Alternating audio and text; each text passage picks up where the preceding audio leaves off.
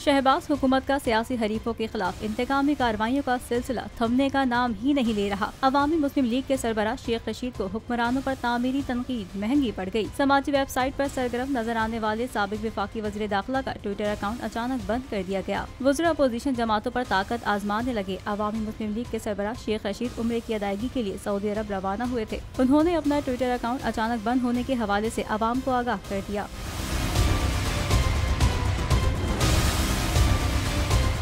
शेख रशीद ने अपने बयान में कहा है कि मेरा ट्विटर अकाउंट 3 रोज से टेक्निकल वजूहात बताकर बंद कर दिया गया। साबिक वफाकी वज़ीर दाखिला का कहना था, मालूम करने की कोशिश करूंगा कि मेरा ट्विटर अकाउंट किस वजह से और क्यों काम नहीं कर रहा। वाज़ेह रहे कि शेख रशीद का शुमार पाकिस्तान के उन सीनियर सियासतदानों में होता है जो सोशल मीडिया पर बहुत एक्टिव रहते हैं और सियासी बयानात और राय का इजहार ज्यादातर ट्विटर के जरिए देना पसंद करते हैं।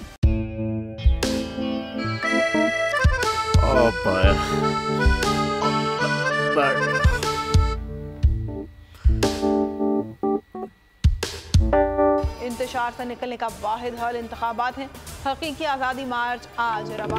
हाँ, आयत के मुताबिक अगर आप उसको ये रिपोर्ट दे दे तो मैं आपको अपनी 4 सीटें खरीद दूंगा। मौलाना हाँ साहब, वो जो रिपोर्ट हमें दे दे और वो जो नीली पीली चैनल है वो लगाए। जाओ शहबाज। हम ऐसा टीवी देखते ही नहीं जिसका रिमोट हमारे हाथ में ना हो। और यहाँ पे कोई 2 नंबर ही नहीं चलेगी।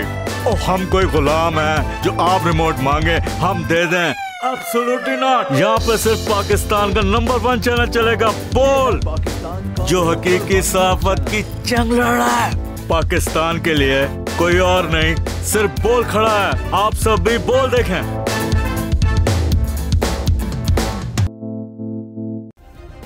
सब्सक्राइब करें और बेल दबाएं ताकि कोई खबर रह न जाए।